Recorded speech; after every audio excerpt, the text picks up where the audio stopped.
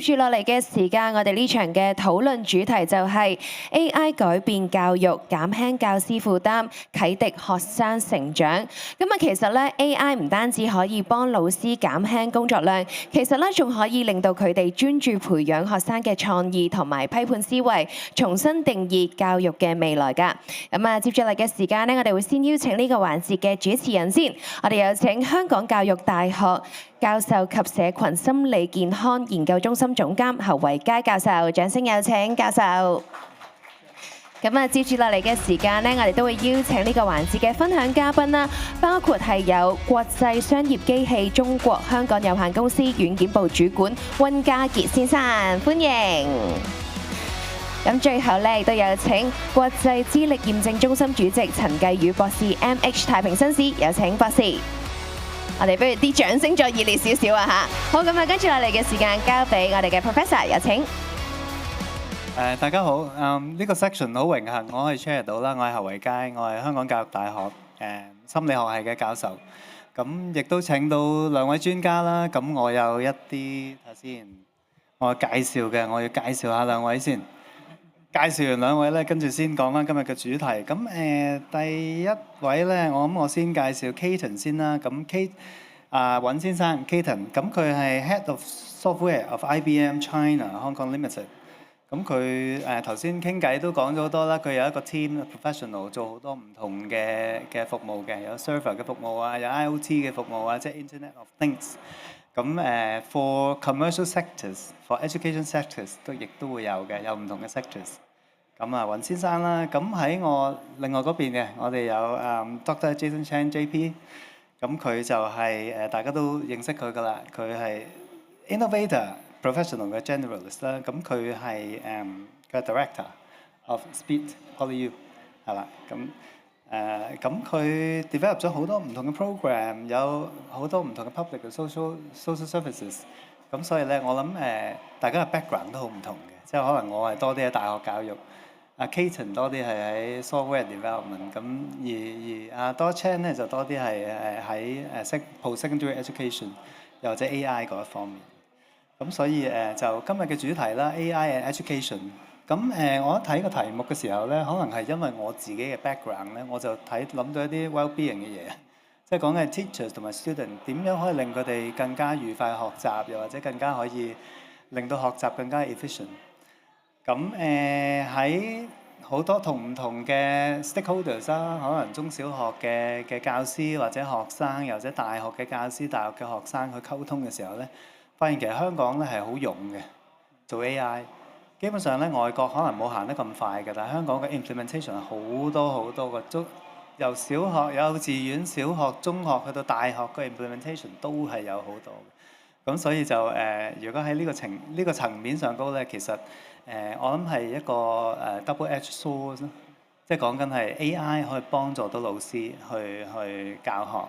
另一方面，會唔會係一個壓力咧？又或者在於 student 上高，其實佢係要不斷適應個 changing landscape of education。咁所以或者我先請兩位分享下先啦。好 ，Hello， 大家好，Keaton from IBM 香港負責軟件部門嘅。咁啊，今日主題講緊科技啦，先喺 AI 喺教育啦、well-being 啦、psychological 上面嗰個分享啦。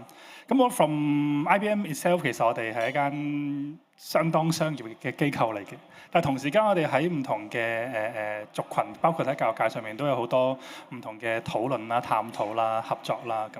咁如果 Zoom in 我哋可以好快咁分享一個我哋嘅一個合作喺教育界上面點樣幫助到老師、幫助到學生咧？其實我哋北美有一個案例嘅，咁嗰個主要其實係協助緊老師面對住一啲 special need 我哋 SEN 嘅學生上面，點樣幫助到老師更加有效培訓老師去到面對唔同需要嘅學生啦。咁其實背底都運用咗好多唔同嘅 AI technology。咁入邊係點樣樣嘅咧？其實因為 AI 背底本身都係透過不同種族群嘅數據啦，去做分析啦、應用啦，同埋加以去到發揮。咁佢其實我哋會同一個教育機構同埋一啲社福機構合作，去到定義一啲唔同嘅 profile， 按唔同需要嘅學生。咁利用一啲唔同嘅數據啦，令到培訓出唔同類型嘅機械人。咁啊，等喺老師做培訓嘅時候咧，就會多咗機會、多咗場景，去到對於唔同學生嘅需要作出一啲唔同嘅反應。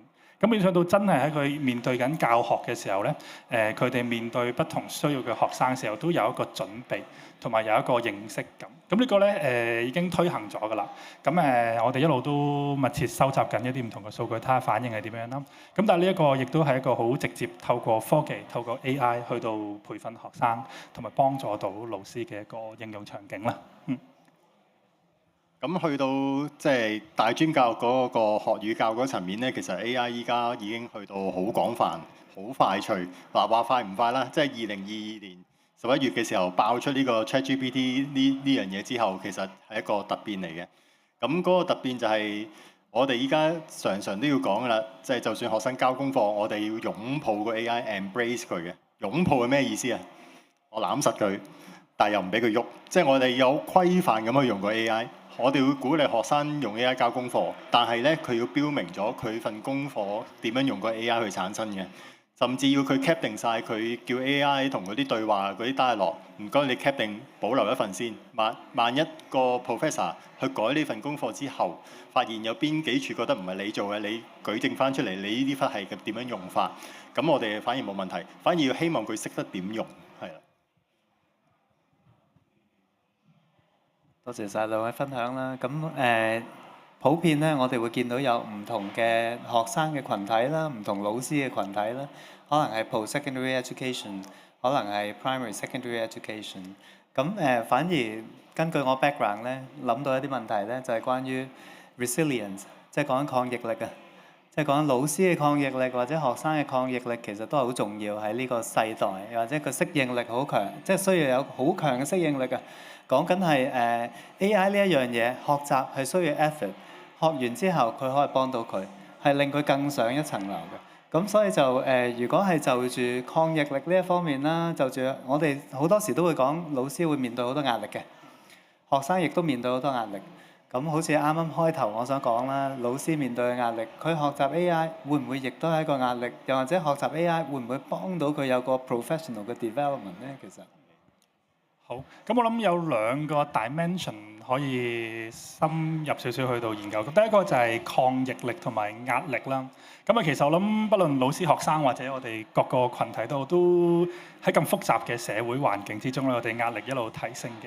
咁但我哋好多時想法就係壓力其中一個來源就係面對一個不確定性或者一個好突然間出現嘅現狀。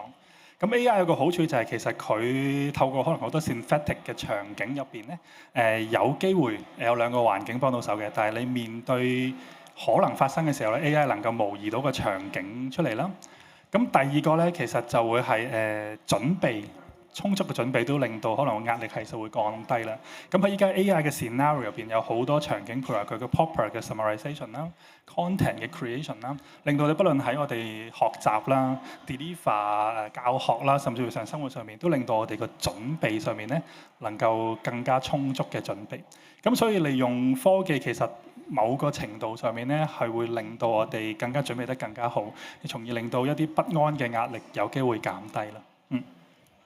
咁去到呢啲學校環境啦，學校環境會出現咗一個叫做好似貧富懸殊咁樣，貧者越貧，富者越富。即係你越懂得用 AI 嗰個咧，就越跑越遠；越唔識嗰個咧，就越嚟越相對去比下去。佢可能冇差到，但係另外識 AI 嗰啲真係跑得太遠啦。即係從佢去改功課啊，或者教學上，甚至先講老師佢識唔識用 AI 已經同佢喺上堂可以做幾多次 exercise 咧，已經好大分別啦。即係 exercise 有一個叫做即係 learning by assessment 啊嘛，即係佢可唔可以用 AI 幫學生做 assessment，或者即時或者之後都好，或者幾 details， 或者係學生 self learning 自己學習嘅時候，你俾多 assessment 佢個 feedback 係點樣樣？咁識得用 AI 嗰啲老師咧係可以跑到好前嘅。咁但係一唔識嘅咧，就佢嘅抗拒力都幾強嘅，係啦。咁甚至佢嘅失憶力都好強嘅。失憶力係點咧？即係佢係呢頭教完咧，其實佢即時我哋其實過去2-3年喺學校開咗唔止超過10次嘅 training，係俾晒啲同事希望佢哋快啲擁抱到呢樣嘢去改善個教學質素。但係佢依頭上完又依頭又唔記得晒，因為佢唔肯用。咁唔肯用係點樣樣咧？我哋甚至係俾晒錢買晒好多唔同嘅 AI 工具嘅 license 有晒俾佢噶啦。即係呢個句説話咁講啦，就係俾錢嗰啲 AI 工具先至係工具啊嘛，唔俾錢嗰啲係玩具嚟嘅啫嘛。即係佢就成日拎住件玩具同我哋講唔得㗎，唔得㗎，唔好用㗎，咩 privacy 有問題，即係呢啲好抗拒。咁但係好明顯睇到佢又見到有啲人越跑越前。佢亦都睇到自己個每年做個 KPI performance review 係差過人哋。好啦，呢度老師係咁嘅情況，學生咧都係嘅，即係用得渣嗰啲咧，我就試過有啲開場白就係唔該大家用 AI 交功課嘅話咧，用得聰明少少。咩叫聰明少少咧？你唔好就咁掟份功課叫 AI gen 晒出嚟，你連埋個 marking scheme 啊，係咪？即係你要知道佢點攞分去，先至你判斷 AI gen 嗰份出嚟功課係好唔好啊嘛。好啦，咁啊變咗咧就會造成咧就係學生嘅緊張啦。頭先話有啲學生就成日話我都唔識，即係佢一低分咧就話我唔識，唔夠其他同學叻，嗰啲同學識得用咁樣。咁呢個又問題大啲啦，因為課程設計上面咧係冇特登去安排佢用呢啲工具喎。頭先我話職員我可以安排10次 training 俾佢，學生可以都去咁樣做，但係全校成萬個學生又好難大規模咁做。結果我哋嘗試咧就係夾硬加多2個 elective 嘅 subject，就係 AI and Big Data 咁樣樣，就咩科或者你讀 social work 都好啦，都要剔，咁逼佢學識係啦。咁但係佢之後應唔應用到咧？呢個能力得唔得咧？我哋有冇未有再有 assessment 去體諒呢樣嘢啊？頭先 Doctor Chan 提到有個 divide 喺入邊，即係講有啲人用得好，有啲人用得唔好。你哋兩位會唔會覺得有啲咩因素會導致一啲老師或者一啲學生學得好啲，有啲人學得差啲咧？會唔會佢哋 background 上都會有啲唔同？即係你 observation 係同屋企背景有啲關係嘅，係啦，即係屋企有冇嗰個家長有用開先啦，係啦，即係有 well educated 屋企係。嗰啲學生一定係快上手嘅，其實亦都會又見到咧，成績越好嘅學生咧，又係會快上手嘅。大家都聽到今年 DSE 嗰啲狀元好多個都係利用個 AI 再自己 retrain 翻自己添，即係佢哋好識用嗰啲就可以跑到咁前啦。咁呢個係一個因素，即係佢個主動性嗰樣嘢。咁但係呢個就似個人性格多啲，係啦，即係呢個因為讀書都係要靠主動性嘅。咁另外一樣嘢咧就係。我哋都諗緊啲方法，希望刺激一啲冇咁主動嘅學生咧，去嘗試呢樣嘢嘅。因為睇下 psychology 係咪啱啊？呢樣嘢，即係你越做一啲嘢快啲，俾到 feedback 佢，俾到啲 reward 佢咧，佢係會越想去玩嗰樣嘢嘅。即係啲同玩 game 一樣嘅啫。玩 game 點解咁沉迷咧？就好快知道自己 game over 定係繼續可以升級啊嘛。但係讀書呢樣嘢，可能你10年後先知，原來讀書咧就會可以多啲選擇咁樣，好 delay 得好犀利噶嘛。咁呢樣嘢我哋點樣去教到佢哋盡快掌握咗呢樣嘢，去可以幫到佢哋咧？呢個我哋都仲未做到。咁我諗第二個角度分享啦，因為我遠離咗校園一段時間，咁可能我哋喺同其他唔同企業，我相信都係一個族群嘅人體上面咧。AI 嗰個發展咧，其實我諗有幾個關鍵要素嘅。我哋第一個會講個 AI literacy。喺個企業個文化入邊咧，到底點樣去到 cultivate AI first， 或者點樣用到 AI culture 呢個第一個好關鍵嘅要素啦。咁第二個咧，其實你話應用到 AI 咧，其實 AI 上面咧，我哋依家講緊譬如話咧先撇除傳統嘅 machine learning先，依家 on Gen AI 好多場景都係一個叫 prompt 嘅 engineering。其實第二個角度去睇咧，係一個新嘅語言、新嘅 language 嚟嘅。master 得呢個 language 越好咧 ，AI 嘅 output 咧就能夠越滿足到佢嘅需求。咁所以其實話一個人行 AI 用得快同慢、深同淺咧，其實佢有幾快程度能夠去到 master 到呢種 prompt engineering 嘅 language 咧，其實會睇到一個好大嘅分別。日常用家同埋一個真係 fully 用得到，將個 AI 上到去七波嗰種場景咧，其實就會喺呢度睇到個分別咯。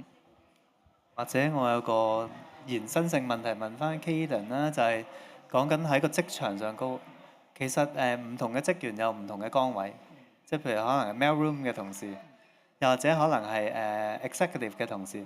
咁你哋喺在於企業上高啦，即係都同 education 有關，佢哋都要學呢一樣嘢。咁喺個 instruction 又或者喺個 education 個 plan，你哋會唔會係俾多啲 advice 啲公司咧？我哋都收到好多 request on 其實點樣可以提高 AI literacy 啦，同埋其實一個企業入邊咧，其實 persona 有好多嘅。啱啱提到有唔同嘅部門、唔同崗位啦。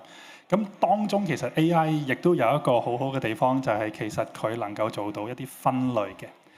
佢都可以創建到一啲 learning 嘅 path 俾唔同 persona 嘅人士，由深到淺啦。比如你係一個 C level 嘅，比如你係個崗位係要面對客戶嘅，比如你要面對風險管理嘅。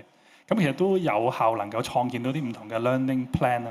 咁但係 again 其實學習係一個好自發嘅一個活動嚟㗎嘛。AI 創建到，你都要能夠 execute 得到，咁先至會睇到嗰個分野喺邊度啦。另外頭先剛才 Doctor Chan 都提過有一樣嘢就係同事之間會有唔同 KPI。咁 AI 呢一樣嘢究竟係可以點樣好咁利用佢，令到大家反而有個 communal 嘅 support， 即係有個群體性嘅一個支持、一個鼓勵，而多於係一啲 competition 咧，即係點樣能夠利用到可以幫助佢哋工作喺個群體上高咧？係，其實我哋都用得叻嗰啲同事都間唔中做下 sharings 嘅，係啊，咁呢個都係一個方法。咁亦都佢哋有啲叫做 tips 啦，即係最簡單，你唔識嗰個叫個 AI 點做嘢，你就問個 AI，我應該要發號咩指令去叫你做嘢，你先可以俾到一個好啲嘅 feedback 翻嚟。呢個都係一個方法嚟嘅，係。另外老師之外咧，同學都係嘅。咁同學頭先有講到有唔同嘅群體啦，Doctor Chan 同埋 Caden 都有提到唔同嘅群體，有啲群體可能佢哋 family background 係唔同嘅。